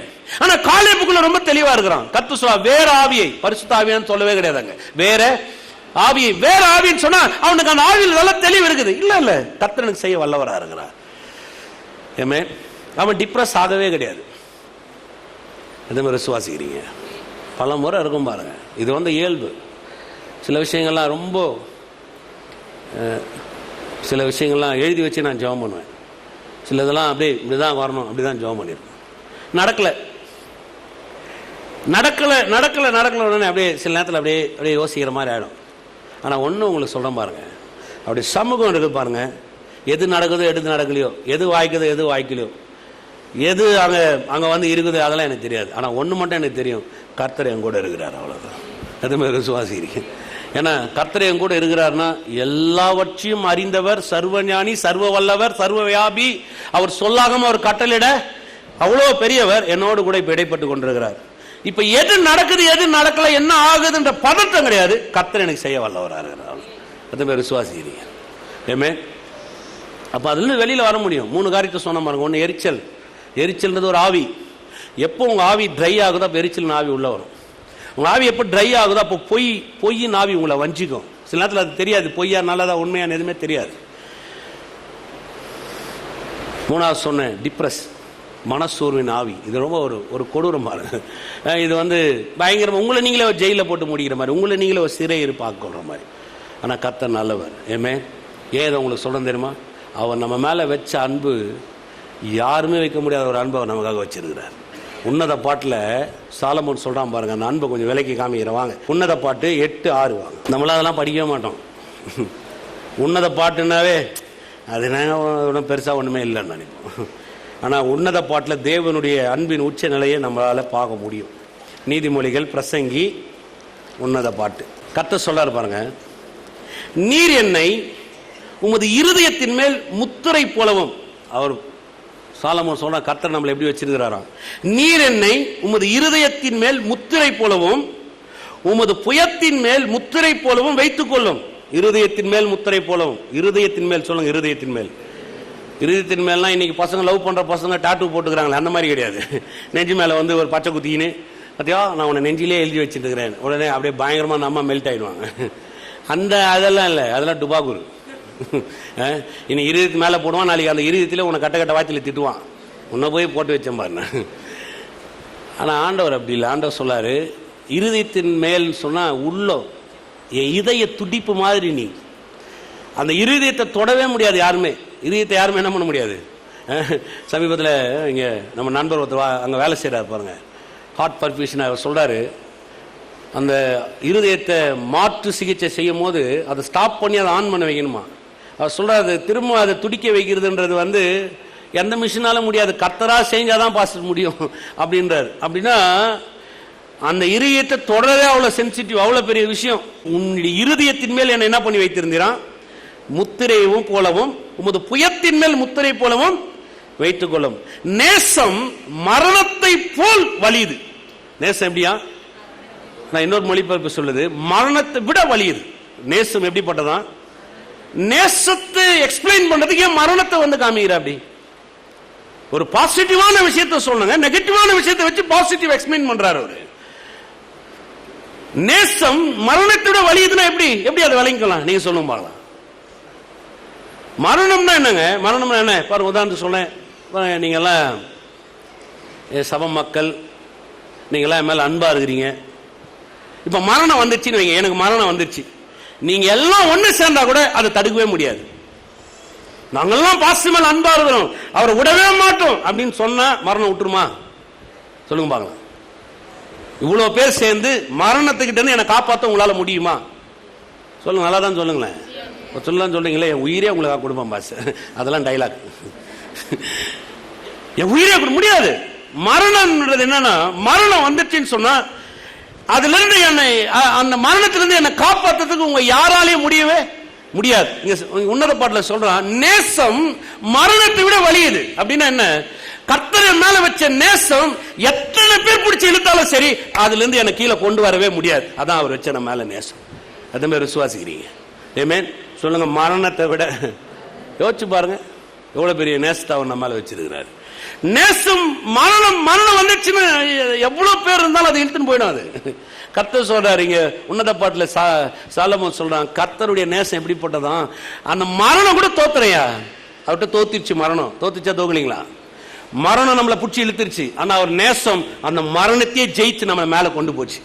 அப்ப எது பெருசு சொல்லுங்க? அவர் நம்ம மேல வச்ச நேசம் நம்ம மரணம் நம்மளை கொண்டு போதுங்க. அதை விட அவர் நேசம் ரொம்ப வல்லமை வாய்ந்ததா இருக்குது. ஏன்னா மரணம் எல்லார்கிட்டையும் என்ன பிரிக்குது, அவருடைய நேசம் அந்த மரணத்துக்கிட்ட இருந்தே என்ன பிரிச்சு மேல கொண்டு போகுது. எத்தனை பேர் விசுவாசிக்கிறீங்க? அப்ப நேசம் வலிமை வாய்ந்ததா? அது கருத்து சொல்ல பாருங்க. நேசம் மரணத்தை போல் வலியுது, நேச வைராகியம் பாதாளத்தை போல் கொடிதா இருக்குது. எல்லாமே பாசிட்டிவான காரியத்தை நெகட்டிவா வச்சு எக்ஸ்பிளைன் பண்றாரு. நேச வைராகியம் பாதாளத்தை போல் கொடிதா இருக்குது, அதன் தழல் அக்னி தழலும் அதன் ஜுவாலை கடும் ஜுவாலியுமாய். என்ன சொல்றாரு? நேசத்தின் கொடுமைன்னா ஒருத்த பாதாளத்துக்கு போயிட்டா திரும்பி வரவே முடியாது. அந்த 7 லாசரு ஐஸ்வர்யானா இருந்தாங்க பாருங்க, அவன் நரகத்துக்கு போயிட்டா 7 லாசரு ஆபிரகாம் மடிக்கு போயிட்டான். இப்ப அவன் சொல்றான், எனக்கு தண்ணி கூட முடியவே முடியாது, இங்க இருந்து அங்க போக முடியாது, அங்கிருந்து இங்க பாதாளத்துக்கு ஒருத்தன் போயிட்டானா அதுல வரவே முடியாது. இங்க சொல்றாரு நேச வைராகியம் எப்படிப்பட்டதுன்னா, கர்த்தர் நம்ம மேல வச்சு நேச வைராகியம் எப்படிப்பட்டதுன்னா, நீ ஒரு முறை என் மேல அன்பு வச்சு நீர் என்ன தூக்கி எடுத்துட்டீங்கன்னா உங்ககிட்ட இருந்து என்னை திருப்பி கீழே கொண்டு வரதுக்கு எந்த சக்தியும் இல்லை, அது பாதாளத்தை விட வலிமை வாய்ந்ததுன்றாரு. எத்தனை பேர் விசுவாசிக்கிறீங்க? ஹல்லேலூயா. எவ்வளவு பெரிய வார்த்தை பாருங்க அது. அப்ப கர்த்தர் நம்ம மேல அன்பு வச்சிருக்கிறாரா? எத்தனை பேர் விசுவாசிக்கிறீங்க? அப்போ அந்த அன்பு எவ்வளோ வல்லமை வாய்ந்தது. அப்போ யோசிச்சு பாருங்க. அப்போ அந்த பிரசனத்துக்கு நான் போகும்போது எதை நான் ருசி பார்க்கிறேன்னா, இந்த நேசத்தை, இந்த அன்பை, இவ்வளோ பெரிய வல்லமையை, தேவன் என் மேலே வைத்திருக்கிற அளவில்லாத கிருபையை, இரக்கத்தை, தயவை, அவர் செய்கிற உதவிகள், இதெல்லாம் இப்போ அவருடைய சமூகத்துக்கு நான் போகும்போது ஒரு பெரிய மாற்றமாக கருத்துறேன். ஏமே எதுவுமே விசுவாசிக்கிறீங்க? எந்த நிலைமையில வேணா இருங்க, உங்க ஆவி எவ்வளவு வேணா ட்ரையா இருக்கணும், உங்க ஆவி எவ்வளவு வேணா, உங்க ஆவியில ஒரு பிரச்சனை விட்டானா நான் ஒன்று சொல்றேன் பாருங்க, தேவ பிரசனத்துக்குள்ள வாங்க. அங்க வந்தீங்கன்னா எல்லாமே கர்த்தர் மாத்தி உங்களை அலங்காரமா அனுப்பிச்சு வைப்பாரு. ஏமே எந்த மாதிரி விசுவாசிக்கிறீங்க? எல்லாம் இந்த கல்யாணத்தில் பார்க்கலாம் பாருங்க. கல்யாண பொண்ணை ரெடி பண்ணோம், நீங்கள் ஒன்றும் பண்ணக்கூடாது. குளிப்பாட்டி அந்த பொண்ணுக்கு நைட்டி மட்டும் போட்டு உள்ளே விட்டுருவாங்க. அந்த பொண்ணு உள்ளே போய் வெளியில் வரும்போது நீங்கள் பார்த்தீங்கன்னா ஒரு 4 மணி நேரம், 5 மணி நேரம், 6 மணி நேரம் ஆகும். வெளியில் வந்தீங்கன்னா அப்படியே பொண்ணே வேற மாதிரி இருக்கும். அப்படியே அது தலை பின்னி இருக்கிறதும், அது ஊசியும், அது மூக்கில் மூஞ்சும் பவுடரும், அது உடையும், அப்படியே பார்க்குறோம் கண்ணெல்லாம் எப்படி இருக்குன்னு நினைக்கிறீங்க? அப்படியே ஒரு 5 நிமிஷம் ஒரு மாதிரி ஆகிடும். உள்ளே போகும்போது எப்படி போச்சு? குளிப்பாட்டி தலையை தொட்டி ஒரு நைட்டி போட்டு உள்ளே விட்டாங்க. வெளியில் வரும்போது ரொம்ப காஸ்ட்லி. கல்யாணத்தை விட பியூட்டிஷியன் தான் இன்னைக்கு பெரிய செலவு. கல்யாணம் பண்ணுறதுக்கு முன்னாடியே முதல்ல ஒரு பியூட்டிஷியனை பார்த்து எவ்வளோ செலவாகும் தெரிஞ்சுன்னா டேட்டை ஃபிக்ஸ் பண்ணணும். அதுக்கு தனியாக கொஞ்சம் உழைக்க வேண்டியது இருக்கும் இல்லையா? ஏன்னா அவ்வளோ செலவு, அவ்வளோ அவ்வளோ அவ்வளோ காரியம் ஆகுது பாருங்க. அப்போ கர்த்தருடைய சமூகம் என்னன்னா, நீ எவ்வளோ வேணா ட்ரையா வா, உன் ஆவி எவ்வளவு வேணா தோய்ந்து போயிருக்கட்டும், நீ எனக்குள்ள வா, நான் உன் மனவாளன், உன்னை அலங்கரிச்சு, உன் பிரச்சனையெல்லாம் மாத்தி, எதெல்லாம் ஒழுங்கி இருக்குமோ எல்லாத்தையும் சீராக்கி, உன்னை சிங்காரிச்சு உன்னை நான் வெளியில அனுப்புறேன். நீ வெளியில போகும்போது ரொம்ப ரொம்ப வந்த நிலையில போக மாட்ட, இப்போ ரொம்ப ஆச்சரியமான வகையில அழகான வழியில வெளியில போவ. எத்தனை பேர் விளங்குது? விளங்கணும் மட்டும் வேலை இல்லையா? இதனால விளங்குமே. உதாரணத்தை அதுக்கு தேடி பிடிச்சி எடு. ஏமே இந்த இந்த இவர்கிட்ட நீங்க உள்ள வரும்போது எந்த பில் உங்களுக்கு கொடுக்கவே மாட்டார். அங்க பியூட்டிஷியன்கிட்ட காசை கொடுத்தாதான் தலையில் அது சீப்பே வைக்கும். நீங்க தலைவாரின்னு வெளியில ஓடிடுவீங்கன்னு அதுக்கு தெரியும். பில் அப்புறம் கொடுக்குற முடியவே முடியாது. ஏன்னா அதெல்லாம் களைஞ்சிரும். அடுத்த நாள் வந்து கொடுக்குறேன் சான்ஸே கிடையாது. நீ முதல்ல செட்டில் பண்ணின்னு வாங்கிக்குவாரு.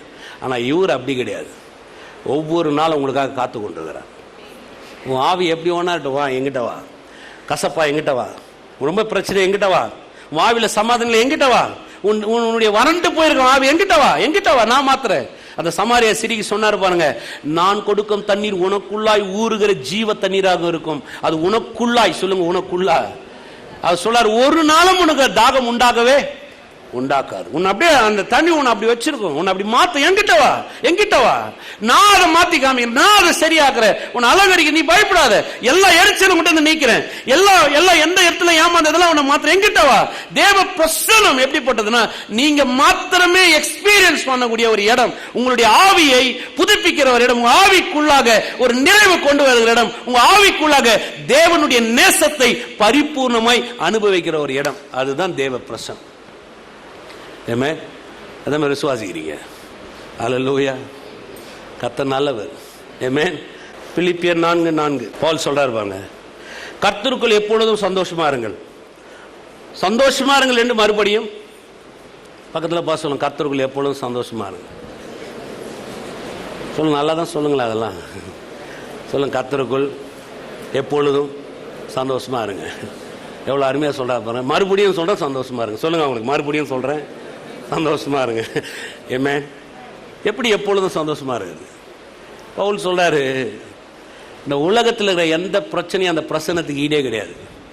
அவர் ஜெயிலில் உட்காந்து எழுதுறாரு, ஜெயிலில் உட்காந்து வெளியில் இருக்கிறவங்க சொல்றாரு சந்தோஷமா இரு. அப்போ உள்ள அவர் எப்படி இருப்பார்? ஜெயில் உள்ள எப்படி இருப்பார் நினைக்கிறீங்க? சொல்லுங்க, எப்படி இருப்பார்? பவுல் ஜெயிலில் சிறையில் வாடிக்கொண்டிருக்கிறார். 2 வருட காலமாக நம்முடைய அப்போஸ்தலன் சிறையில் போட்டுக் கொண்டிருக்கிறோம். நம்ம எல்லோரும் இப்பொழுது ஒரு தொடர் ஜெபத்தை அப்போஸ்தலன் பவுலுக்காக ஏறெடுத்து அவர் விடுதலை ஆக்கப்படி ஜெபம் பண்ணுவோம். இன்னைக்கு சபை அன்னைக்கு இருந்தா அப்படிதான் பண்ணிருக்கோம். எவ்வளவு வேதனை, எவ்வளவு அவமானம். அப்போஸ்தலன் பவுல் அவர் உள்ள சொல்றாரு, சந்தோஷமா இருயா, எப்பொழுதும் ஜெயிலே நான் இருந்தாலும் தேவ பிரசன்னம் என்னோடு கூட இருக்குது. எத்தனை விசுவாசிக்கிறீங்க? இந்த சிறை கம்பியை விட, அந்த ரோமர்களுடைய பெரிய கொடூரத்தை விட கர்த்தர் செய்கிற பிரசன்னன்றது ஒரு மகா பெரியது. விசுவாசிக்கிறீங்களா? தேவ பிரசன்னன்றது எல்லாத்தையும் மாற்றும். எத்தனை பேர் விசுவாசிக்கிறீங்க? ஆமென். அதனால பவுல் சொல்றார், எப்பொழுதும் சந்தோஷமா இருக்கு. பக்கத்தில் பார்த்து எப்பொழுதும் சந்தோஷமா இருக்கு. நல்லா சந்தோஷமா சொல்லுங்க, எப்பொழுதும் சந்தோஷமா இருங்க. நான் சொல்றேன், உங்க பிரச்சனை என்ன? இப்ப எப்பொழுதும் சந்தோஷமா இருங்க. ஃபர்ஸ்ட் பெரிய வியாதி, சந்தோஷமா இருங்க. பாஸ்டர் நாளைக்கு காலையில செக் வரும், பரவாயில்ல, சந்தோஷமா இரு. பாஸ்டர் உங்களுக்கு தெரியவே தெரியாது, கழுத்து வரையா நடக்குது, சந்தோஷமா இருயா, மற்றதெல்லாம் அப்புறம் பார்த்துக்கலாம். தேவ பிரசன்னத்தில் போங்க, எப்பொழுதும் சந்தோஷமா இருங்க. எதுவுமே விசுவாசிக்கிறீங்க? கர்த்தர் உங்களோட கூட இருக்கிறார். எந்த பிரச்சனையும் உங்களை ஒன்றும் பண்ண முடியாது. யாரும் உங்க வாழ்க்கையில் ஒரு முடிவு கொண்டு வரவே முடியாது. எப்பொழுது நீங்க தேவ பிரசன்னத்துடைய உச்ச நிலையை உணர்றீங்களோ அப்பொழுது உங்க வாழ்க்கையுடைய வெற்றி நீங்க தொட்டுட்டீங்கன்னு அர்த்தம். ஆமென். எத்தனை பேர் விசுவாசிக்கிறீங்க? அல்லேலூயா. சொல்லுங்க, சந்தோஷமா இருங்க. ஆமென். எதை குறித்து யோசிக்க கூடாது. நாளைக்கு காலைல பொழுது விடியும் போது எதை குறித்து யோசிக்காதீங்க. முடியெல்லாம் வெள்ளையா போச்சு, யோசிக்காத, சந்தோஷமா இரு. ஐயோ நிறைய முடி கொட்டுதே, கவலையே படாத, சந்தோஷமா இரு. ஐயோ மூஞ்செல்லாம் சுருங்குதே, கவலைப்படாத, கர்த்தர் மீண்டும் உனக்கு இளமையை தர வல்லவரா இருக்கிறார். ஐயோ என் பிள்ளைங்க எப்படி, கவலைப்படாத, எல்லாம் மாறிடும், சந்தோஷமா இருப்பேன். ஐயோ வீடு கட்ட முடியாது, யோசிக்காத, உனக்காக கர்த்தர் இன்னொருத்தர் ஆளை வச்சு உனக்காக வீடு கட்டிட்டு இருக்கிறாரு. எத்தனை பேர் விசுவாசிக்கிறீங்க? விசுவாசிக்க மட்டும் ஒரு அல்லேலூயா சொல்லுங்க. ஐயோ நடக்கலையே, நடக்கும், சந்தோஷமா இரு. ஐயோ ஆகலையா, ஆகும், சந்தோஷமா இரு, சந்தோஷமா இரு. மீண்டும் சொல்லுகிறேன், மறுபடியும் சொல்றேன், சந்தோஷமா இருங்க. எத்தனை பேர் விசுவாசிக்கிறீங்க? ஆமென். பவுல் சொல்றார், கர்த்தருக்குள் எப்பொழுதும் சந்தோஷமா இருங்கள், சந்தோஷமா இருங்கள் என்று மறுபடியும் சொல்லுகிறேன். உங்கள் சாந்த குணம் எல்லா மனுஷனுக்கும் தெரிந்திருப்பதாக. நீங்க சந்தோஷமா இருக்கிறத நிறைய பேருக்கு என்ன பண்ணும்? தெரிஞ்சிருக்கணும். எல்லாருக்கும் சொல்லுங்க, எல்லாருக்கும் தெரிந்திருப்பதாக கர்த்தர் சமீபமா இருக்கிறார். நீங்கள் ஒன்றுக்கும் கவலைப்படாமல் எல்லாவற்றையும் குறித்து உங்கள் விண்ணப்பங்களை ஸ்தோத்திரத்தோடு கூடிய ஜெபத்தினால வேண்டித்தலும் தேவனுக்கு சொல்லுங்க. ஒன்றுக்கும் கவலைப்படாம. பக்கத்தில் பார்த்து சொல்லுங்க, ஒன்றுக்கும் கவலைப்படாது. அப்ப எது கவலைப்படணும்? பைபிளே ஒன்றுக்கும் கவலைப்படாதுன்னு சொல்லுது. அப்ப நீங்க ஏன் கவலைப்படுறீங்க? அப்ப பைபிளோட நீங்க பெரிய ஆளா? இல்ல பவுலோட நீங்க பெரிய அப்போஸ்தலனா? பவுலுக்கு என்னங்க தெரியும்? 2014 பவுல் வாழ்ந்தா தெரியும். பவுலுக்கு எல்லாம் தெரியும். அதனாலதான் ஆவியானவர் எடுத்து சத்திய வேதமா உங்க கையில் என் கையில் எழுதி கொடுத்துருக்கிறார். எத்தனை பேர் விசுவாசிக்கிறீங்க? சொல்லுங்க, ஒன்றுக்கும் கவலைப்படாம எல்லாவற்றையும் குறித்து அவருக்கு தேவ பிரசன்னத்துல தெரியப்படுத்துங்க. விசுவாசிக்கிறீங்களா? ஆமென். பிரச்சனை பெருசா? பிரச்சனை பெருசா? தேவ பிரசன்னம் பெருசா? உங்க பிரச்சனை பெருசா, அவர் பிரசன்னம் பெருசா? பிரச்சனை ஒண்ணுமே கிடையாது, அவருடைய பிரசன்னம் வெளியேறப்பட்டிருக்கு. ஆமென். எத்தனை பேர் விசுவாசிக்கிறீங்க? அப்ப தேவ பிரசன்னன்றது நமக்கு பதில். தேவ பிரசன்னன்றது களி கூறுதல். தேவ பிரசன்னம் என்றது நொறுங்க ஆவியை கட்டுகிற இடம். தேவ பிரசன்னன்றது வறண்டு போய் உள்ள வந்தா வயல்வெளியா வெளியில வர்றது. தேவ பிரசன்னம் என்றது நாம் மாத்திரமே அனுபவிக்கக்கூடிய ஒரு உன்னதமான, ஒரு உயர்வான, அது ஒரு நிலை. அதை நீங்க மாத்திரம் தான் அனுபவிக்க முடியும். அதான் தேவ பிரசன்னம். ஆமென். விசுவாசிக்கிறீங்களா? அல்லேலூயா. அப்ப பிரச்சனையை பார்த்து ஒரு நாள் யோசிக்க கூடாது, பிரசன்னத்தை குறித்து நிறைய யோசிக்கணும், அவ்வளவுதான். விசுவாசிக்கிறீங்களா? மேலே கரங்களை வைத்து வாய்களை திறந்து தேவனை ஸ்தோத்திரம் பண்ணுவோம். ஹல்லேலூயா, ஹல்லேலூயா, ஹல்லேலூயா. ஓ மே துதிக்கிறோங்க தாவே. தகப்பனே உமக்கு நன்றி, நன்றி. எல்லாரும் யோசிக்காதீங்க, உங்கள் பிரச்சனை யோசிக்காதீங்க. நமக்காக ஒரு பரலோகம், நமக்காக ஒரு பிதா இருக்கிறார். நாம் அவருடைய பிள்ளைகளாக இருக்கிறோம். வேதம் சொல்லுகிறது, தேவனால் பிறப்பதெல்லாம் உலகத்தை ஜெயிக்கும். நீங்கள் தேவனால் பிறந்திருக்கிறீர்கள். தேவனில்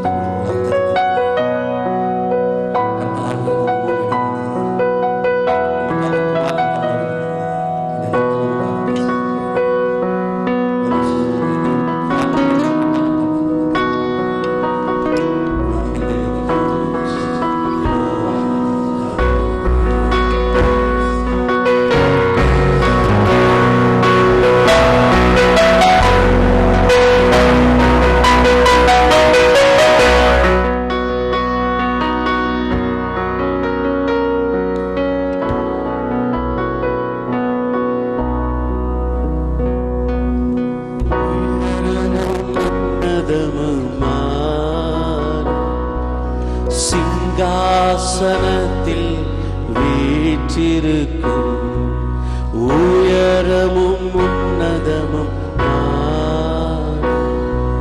சிங்காசனத்தில் வீற்றிருக்கும் சேனைகளின் கர்த்தராகிய ராஜாவை சேனைகளின் கர்த்தராகிய ராஜாவை எண்ணங்கள் காணட்டும். சேனைகளின் கர்த்தர் பரிசுத்தர், சேனைகளின் கர்த்தர் பரிசுத்தர், சேனைகளின் கர்த்தர் பரிசுத்தர், பரிசுத்தர் பரிசுத்தரே. சேனைகளின் கர்த்தர், சேனைகளின் கர்த்தர், சேனைகளின் கர்த்தர் பரிசுத்தர், பரிசுத்தர்.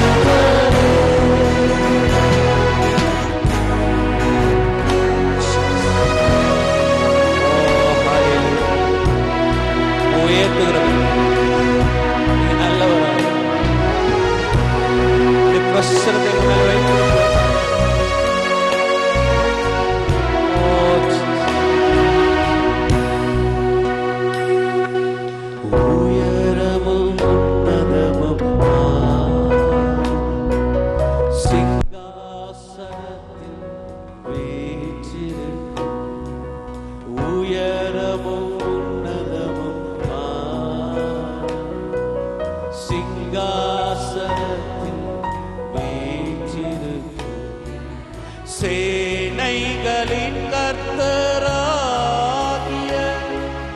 ராஜாவை எண்ணங்கள் காணட்டும்.